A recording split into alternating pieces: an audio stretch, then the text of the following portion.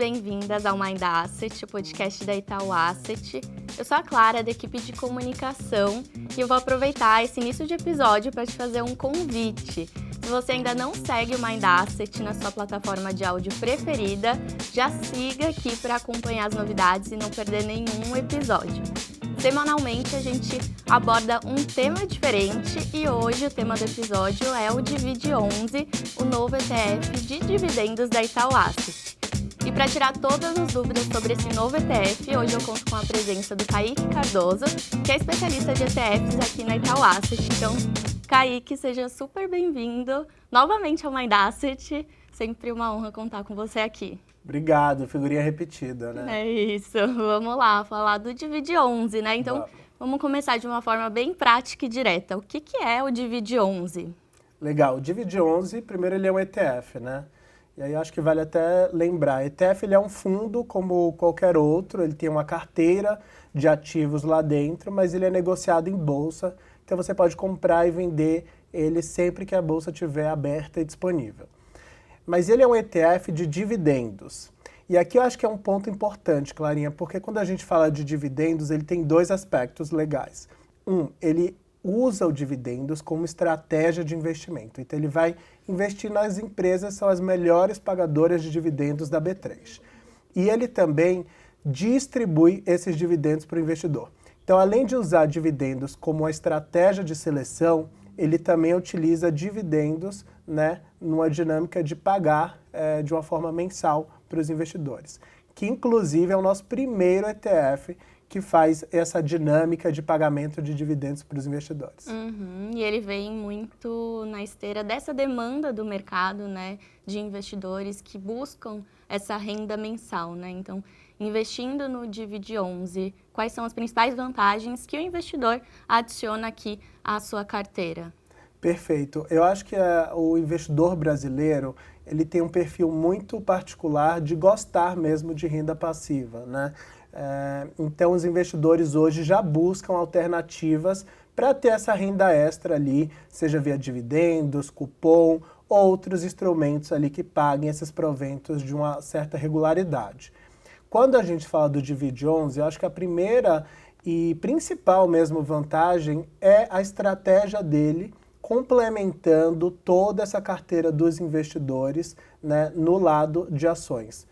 Por quê? Porque é muito comum a gente ver investidores buscando renda passiva com fundos imobiliários, com outras estratégias, até com títulos também que pagam os proventos ou com ações direto.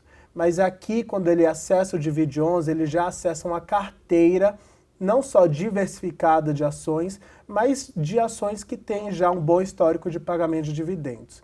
Essa carteira ela já é muito conhecida, né? A gente tem um outro ETF similar e tem um histórico assim super bacana, por isso que eu acho que a grande vantagem dele mesmo é complementar a carteira de renda do investidor, buscando mais uma classe de ativo ali, nesse caso de ações brasileiras.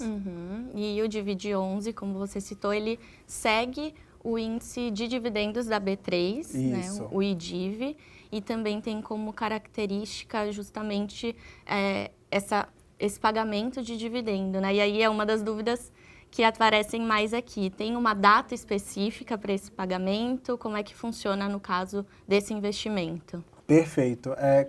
A gente, quando montou o Divide11, a gente, na estruturação dele, considerou um fato super importante, que é a capacidade do investidor de se programar com as contas dele, porque afinal ele está buscando a renda passiva para complementar ali as contas do dia a dia.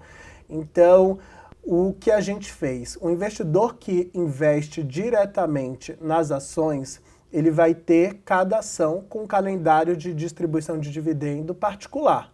Então ele vai ter, né, a sua renda muito segmentada ao longo do mês, ao longo do tempo. Entendendo isso como um problema, o que a gente fez? A gente colocou e concentrou todos os pagamentos mensais no 10º dia útil de cada mês. Esse pagamento vai utilizar como referência o anúncio de dividendos de todas as empresas da carteira que estavam lá no mês anterior.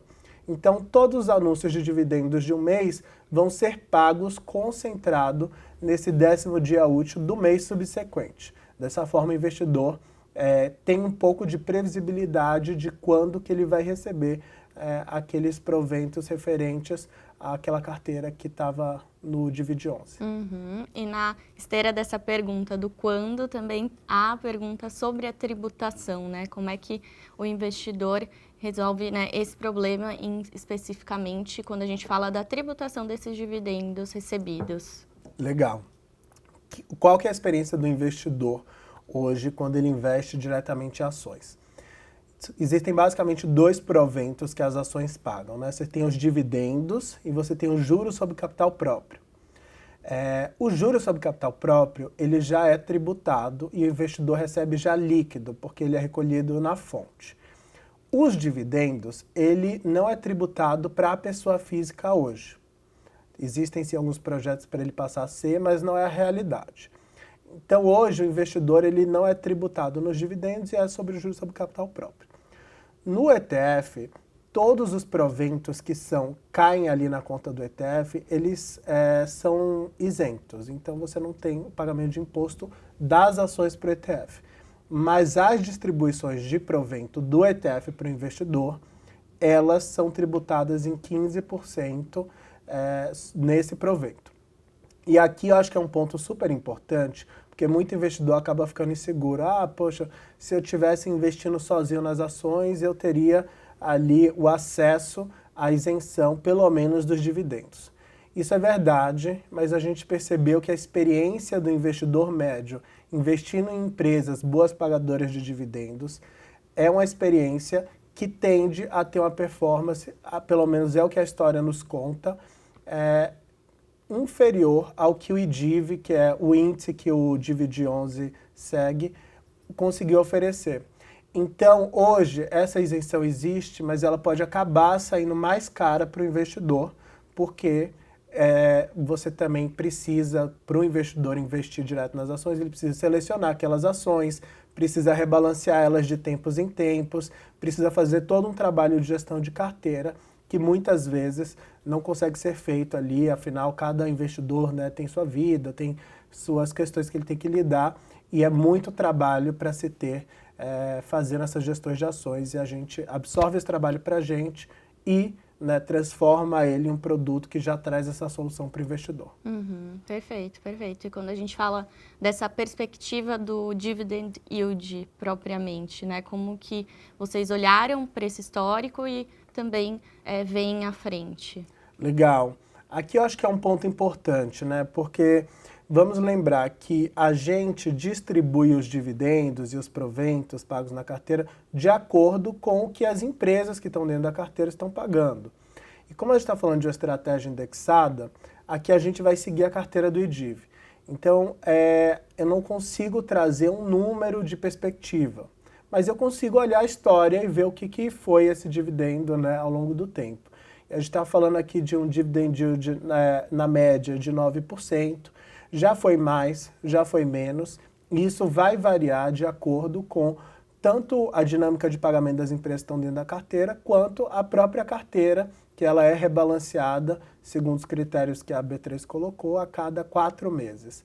Então, esses são os pontos que costumam influenciar no dividend yield, mas, de novo, é muito difícil trazer uma previsão aqui, mas a gente utiliza a história como parâmetro para a gente ter um pouco mais de corpo, né, nessa análise para o investidor. Uhum. E como qualquer ETF, o Divide 11 ele vai ser negociado em bolsa, ou seja, né, a cotação desse ETF vai sofrer as flutuações do mercado, né? E aí, como é que isso se traduz e impacta, na verdade, na distribuição de dividendos, né?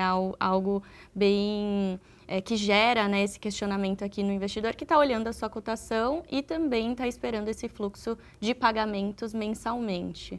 Perfeito. Eu acho que aqui a sua pergunta ela traz a oportunidade da gente analisar o que seria a experiência do investidor, né, em termos de performance, por duas óticas.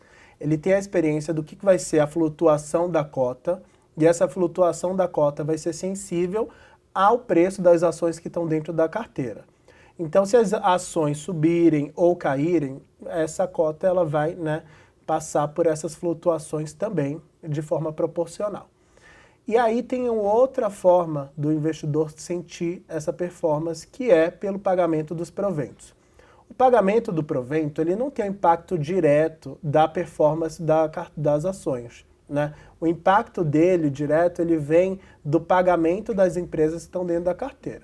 Então, muita gente pode perguntar, tá caindo, será que eu vou receber ainda os meus proventos? Se houve pagamento de dividendo das empresas na carteira, então vai receber sim, independente dessa performance está indo para cima ou para baixo. Um outro ponto importante do ETF é que, como ele distribui dividendos, assim como as ações, né, você tem dois eventos. Você tem um evento que é a ação ou o ETF fica X, que é o dia que a gente vai provisionar o quanto que vai ser pago de dividendos, e esse valor sai da cota do investidor, e tem o dia efetivamente do pagamento. E para isso a gente já tem um calendário definido que também ajuda o investidor a ter um pouco mais de previsibilidade. Então todo quinto dia útil o ETF vai entrar em X e a gente vai anunciar o quanto que vai ser pago de provento naquele mês. E no 10º dia útil a gente vai efetivamente pagar esse provento para o investidor. Sim, perfeito. E para você que está nos acompanhando, para saber todas essas informações sobre a DataX e também o pagamento de dividendos, é só acessar o nosso site, tinal.com.br ou o meu.itaú/divide11, que também vai te direcionar para lá com todas as informações sobre o Divide11, certo? Perfeito, Clarinha. O site, inclusive, é uma excelente ferramenta para o investidor, para ele ter acesso a mais informações. A gente publica muitos dados, muita informação bacana mesmo, que ajuda o investidor a ter um pouco mais, né, de corpo na análise dele, ter um pouco mais de conforto, entender como foi o histórico de cada um dos nossos ETFs.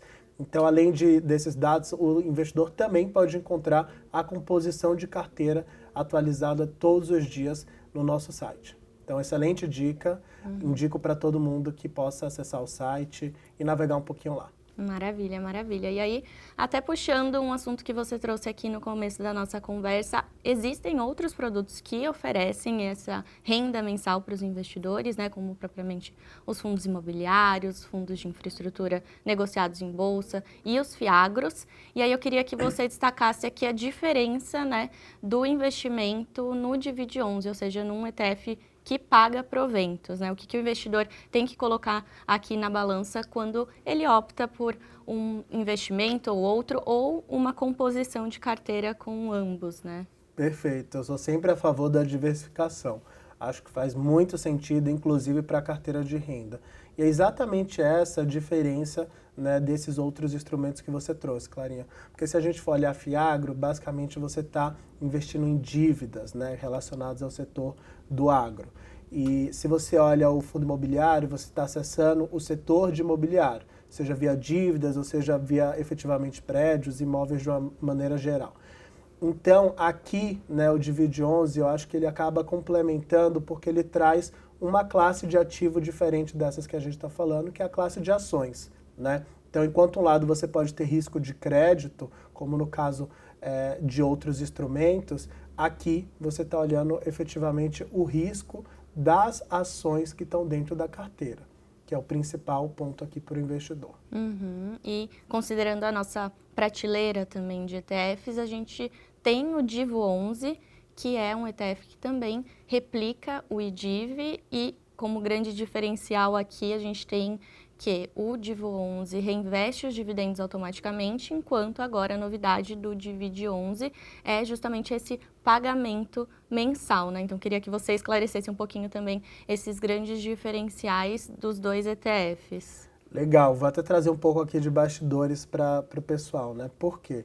A gente hoje tem a maior prateleira de ETFs do mercado. Não sei quem acompanhou, mas a gente fez uma super semana de ETFs que a gente comemorou 20 anos, né? Então a gente foi a primeira gestora a trazer ETFs, e tudo isso para dizer que a gente tem o Divo, que é o nosso ETF que segue o mesmo índice, há mais de 12 anos. E é uma estratégia assim, super poderosa, muito interessante mesmo, se você olha ela em vários cenários macroeconômicos, como ela se comportou. Então eu acho que ela é uma estratégia que tem uma grande adesão dos investidores, porque ela realmente foi muito importante na construção de carteira de vários investidores. E aí a gente sempre ouviu provocações, né, em reuniões com investidores de uma forma geral. Pô, eu queria um desse distribuindo dividendos, porque realmente é uma estratégia muito bacana. E a gente ouvindo aqui os pedidos dos nossos clientes, dos nossos investidores, a gente criou o Divide 11. Então, efetivamente, a diferença entre eles é que o Divo 11, todos os proventos, dividendos, juros sobre capital próprio, eles são reinvestidos na própria estratégia. Então, é uma estratégia super interessante para quem busca a acumulação de capital. Mas quem quer olhar dividendos como um tema de renda passiva, aí o Divide 11 faz mais sentido, porque ele vai, né, ajudar o investidor nessa construção de estratégia olhando dividendos, mas ele também vai ajudar o investidor a complementar a renda redistribuindo esses dividendos. Então, de um lado, o Divo acumula, né, ele reinveste, de um outro, o Divide, ele redistribui esses investimentos ou esses dividendos para os investidores. E quando a gente olha também de uma perspectiva histórica para essa estratégia, a gente vê que ela tem uma menor volatilidade também, né? Perfeito, perfeito.